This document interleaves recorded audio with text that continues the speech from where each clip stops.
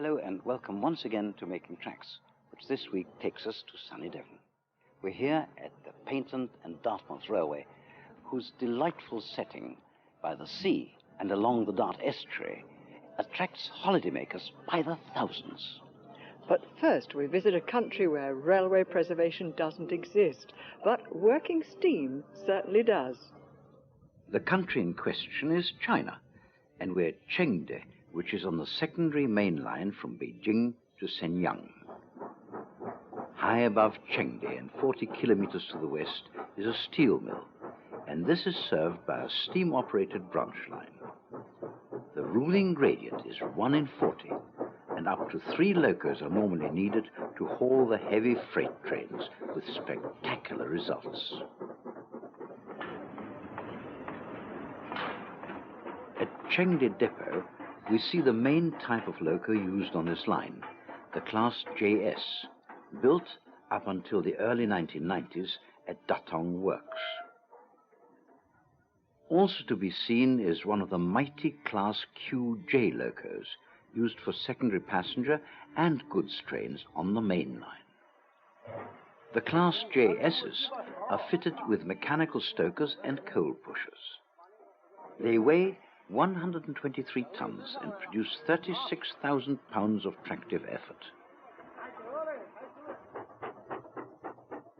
Just above Chengde, the climb begins. Here is a train bound for the steel mill with 1 banking loco at the rear.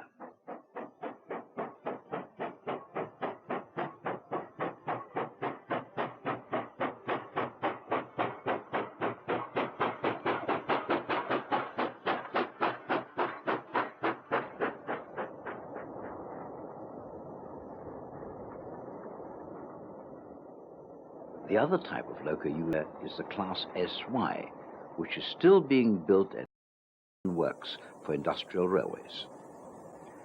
2 of the class are coasting downhill with a rake of empty wagons.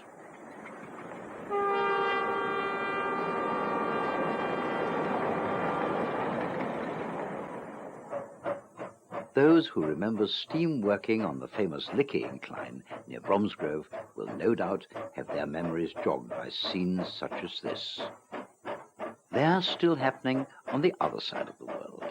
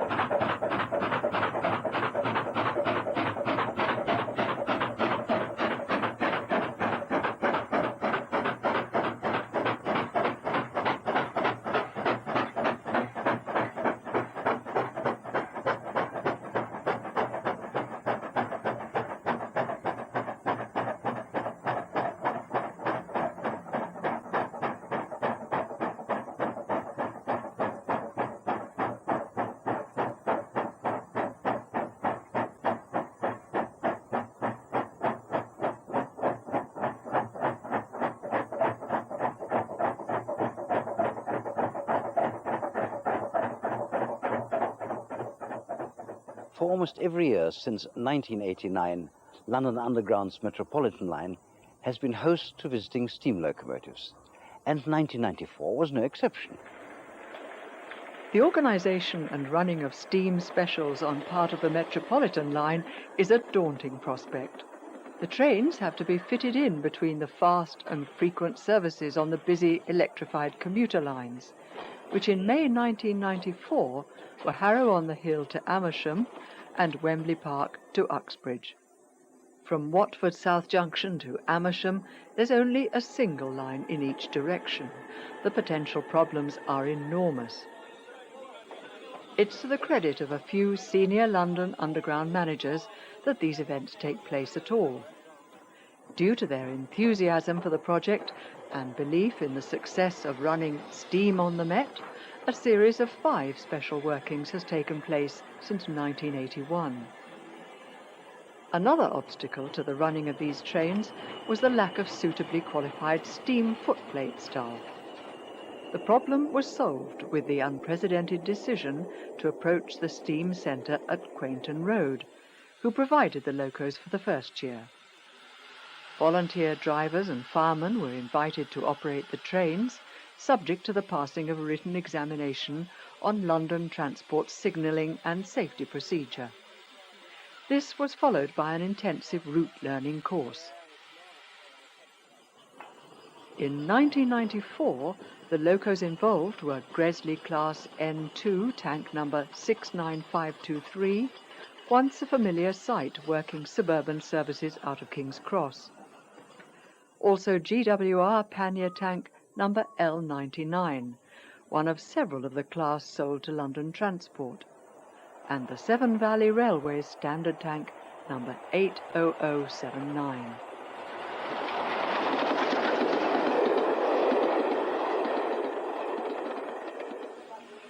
London Underground's gamble has certainly paid off, and these events have been extremely successful.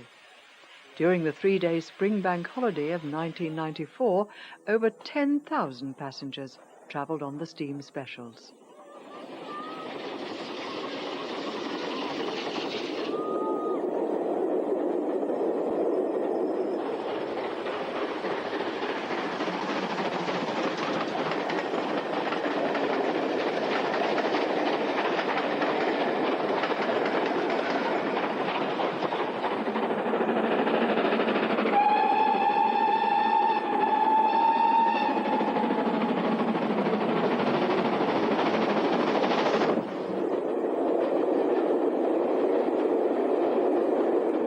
It's time to visit the main lines of Britain to see some steam specials at work. On the 5th of May 1994, the opening of the Channel Tunnel was commemorated with the reenactment of the steam-hauled boat trains. Here is prototype Standard Pacific Britannia, in disguise as Iron Duke. Together with sister loco William Shakespeare, they were always kept in pristine condition to run the famous Golden Arrow Express in the latter days of steam.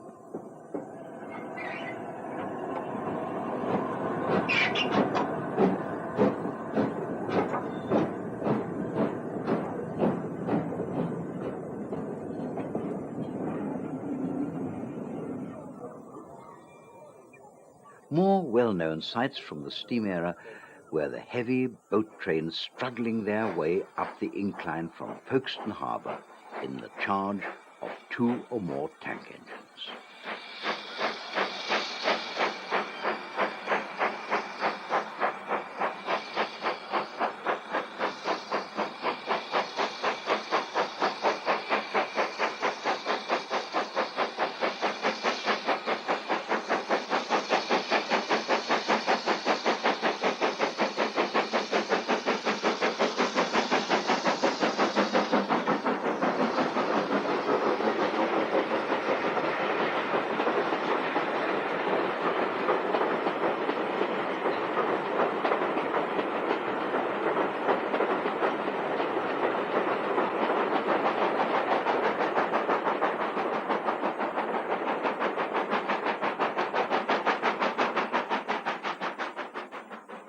The whole entourage would make its way to the trailing junction at the top, where the tanks would be detached and the express loco would then take the train out in the opposite direction and on to London. The locos provided for this day were the standard tank combination of numbers 80079 and 80080. Nicknamed the Twins, the 2 locos have become a familiar sight on the main line, and they put in a sterling performance with sights and sounds to enthrall passengers and observers alike.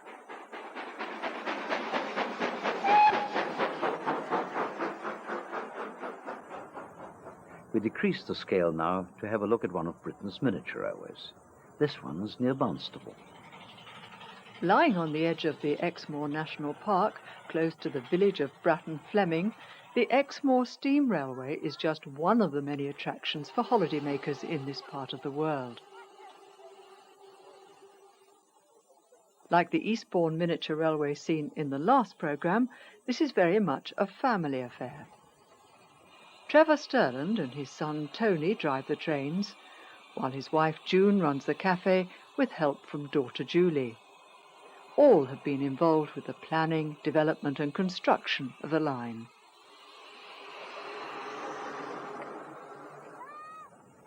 Built on former farmland, the railway was originally 7¼ inch gauge. It was converted to a 12¼ inch gauge line in August 1990.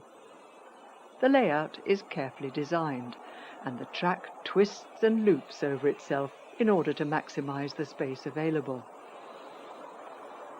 A fascinating feature is the covered station next to the refreshment area, where the visitors can enjoy a break whilst watching the arrival and departure of the trains.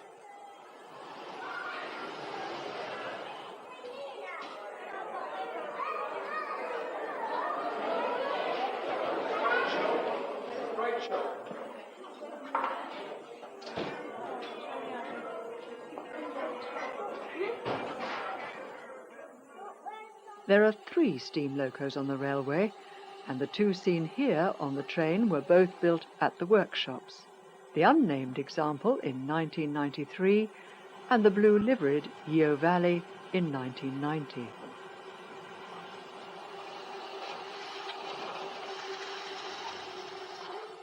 Tony Stirland was mainly responsible for the building of these locos, and another 2 are nearing completion.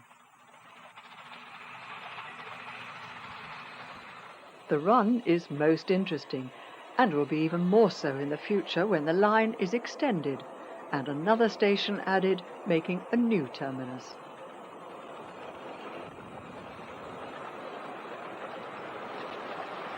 The railway attracts some 40,000 visitors annually, and thanks to the efforts of Trevor Stirland and his family, they can certainly enjoy a great day out.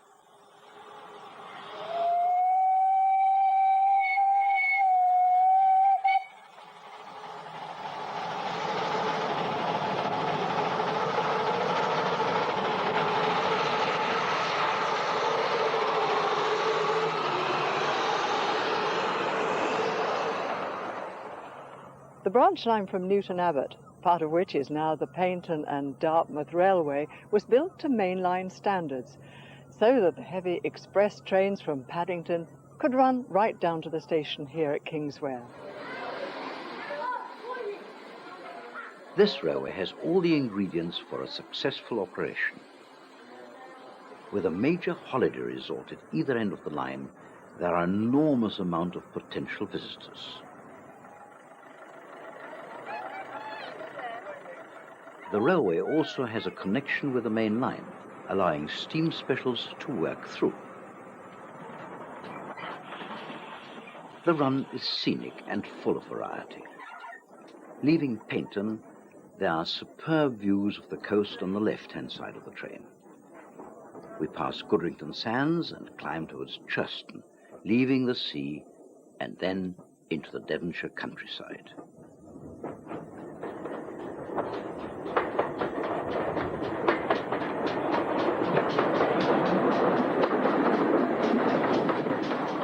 Once through Churston, the train descends through Greenway Tunnel, after which the spectacular Dart estuary comes into view on the right.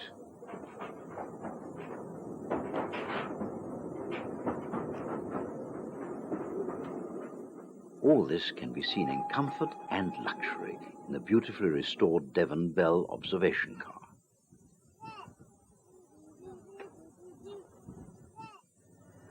As you would expect from the location, the railway caters mainly for tourists rather than enthusiasts. This is not to say that the line has a fairground look about it. Far from it. All the steam locomotives here are of Great Western origin, in authentic livery.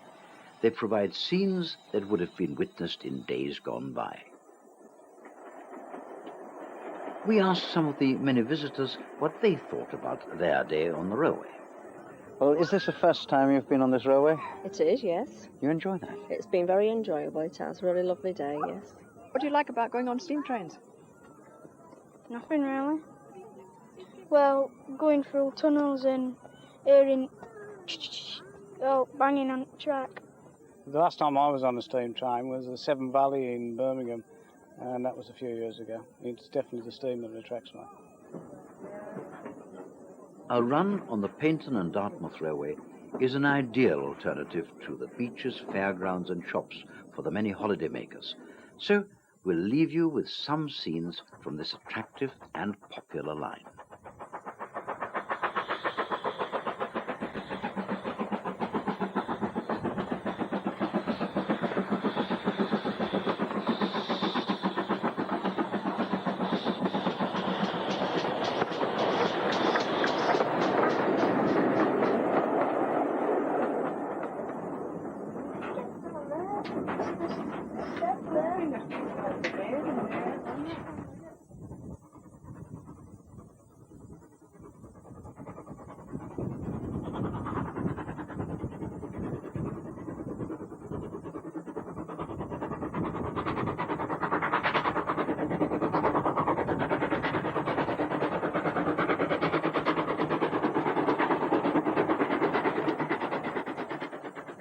We crossed the Irish Sea to witness some delightful steam workings which took place in summer 1994.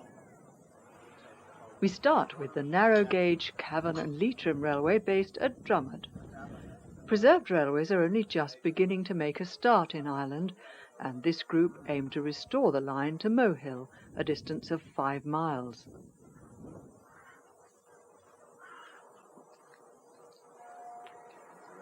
The carriage shed has been rebuilt on its original site to the original design, and the station building, empty for many years, has also undergone partial restoration.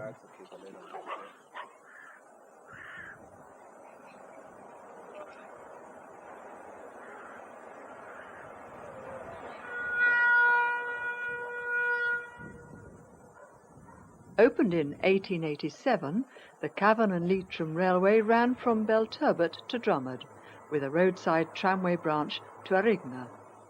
The line was finally closed in 1960. The group has acquired an unusual array of stock, including this Bord-na-Mona staff-carrying vehicle powered by a Ford Escort engine.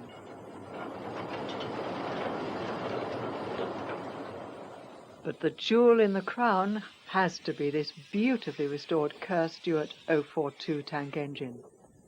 Built in 1916 for Balfour Beatty, it was used in the construction of the Lochaber water power scheme in Scotland. In 1918 it was sold to the British Aluminium Company on the same site, where it was used until about 1960.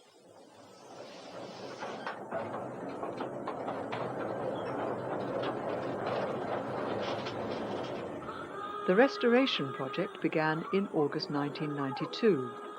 Track has been laid in the station area to allow short runs and shunting of stock. The line has been cleared and ballasted as far as the first level crossing at Clooncolry, a quarter of a mile away.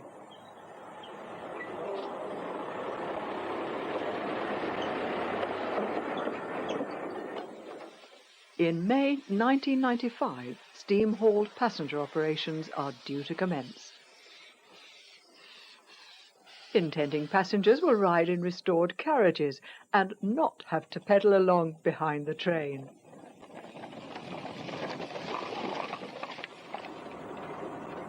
Now to a more modern narrow gauge system, the Bord-na-Mona.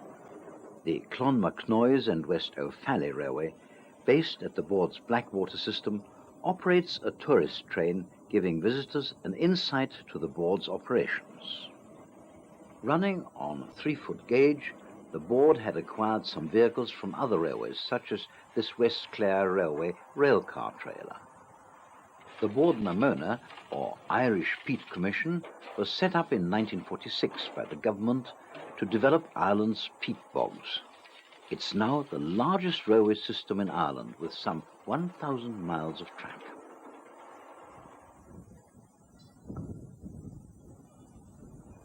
Diesel locomotives are used, such as this Hunslet Wagon Master.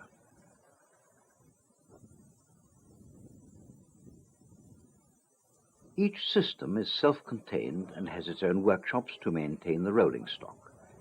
During our visit, the works were constructing 2 locomotives to their own design.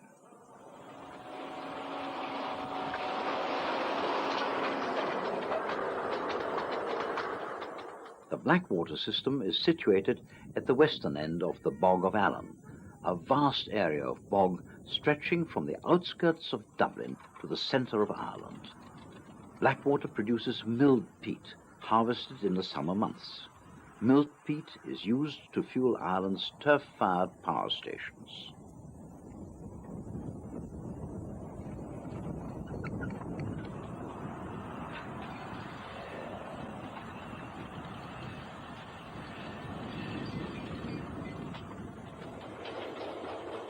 During the day, the milled peat is loaded into special wagons, and towards the late afternoon, the railway comes alive with many trains making their way from the various workings to the power station.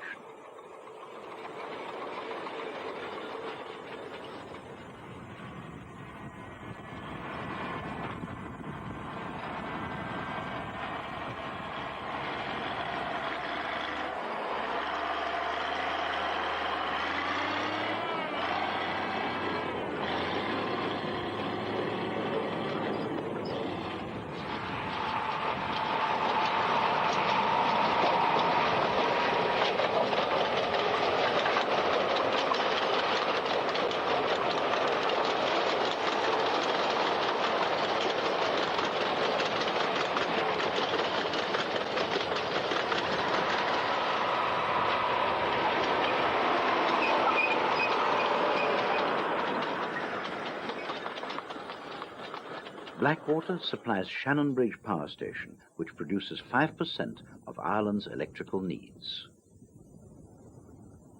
After unloading, the trains make their way back to the bogs for the next day's work.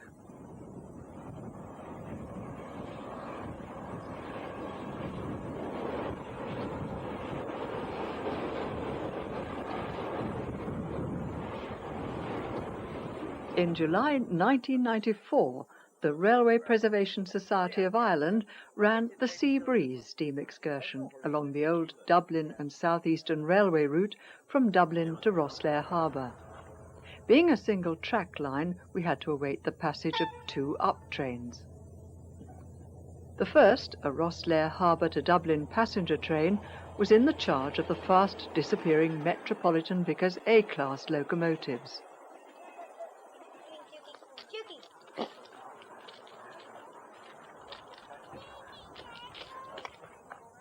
This was closely followed by an empty ammonia train returning from the Shelton Abbey fertiliser works at Arklow, with 2 General Motors 121 class locomotives providing power.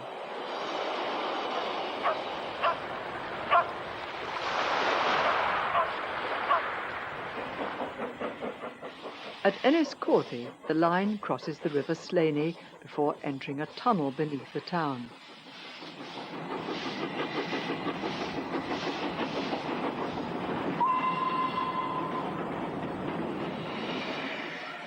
Wexford was the first passenger stop, with many people alighting to visit this historic town.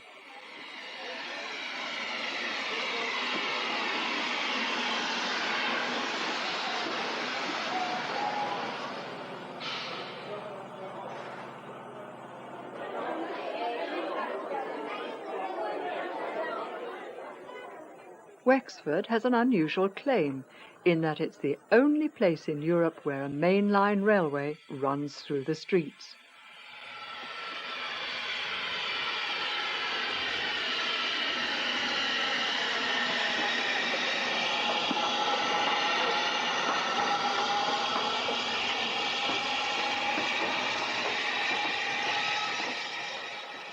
The train terminated at Rosslare Harbour, a busy cross-channel ferry port to Britain and Europe.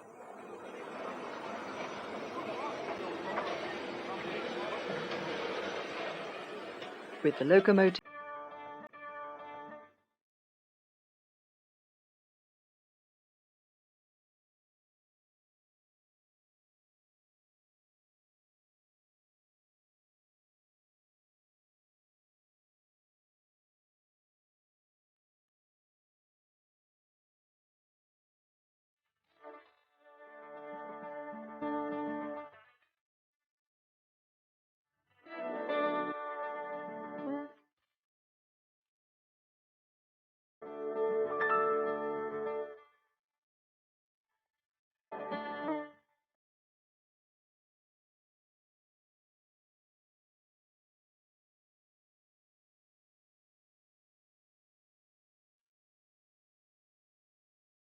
Hello and welcome once again to Making Tracks, which this week takes us to sunny Devon. We're here at the Paignton and Dartmouth Railway, whose delightful setting by the sea and along the Dart estuary attracts holidaymakers by the thousands. But first we visit a country where railway preservation doesn't exist, but working steam certainly does. The country in question is China, and we're at Chengde, which is on the secondary main line from Beijing to Shenyang.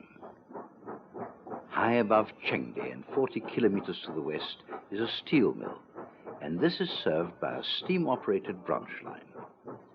The ruling gradient is 1 in 40, and up to 3 locos are normally needed to haul the heavy freight trains with spectacular results.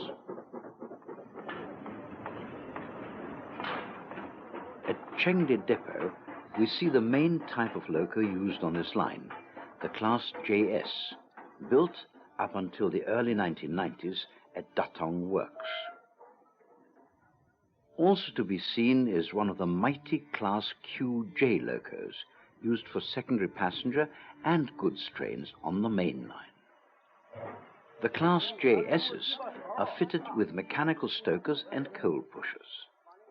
They weigh 123 tons and produce 36,000 pounds of tractive effort. Just above Chengde, the climb begins. Here is a train bound for the steel mill with 1 banking loco at the rear.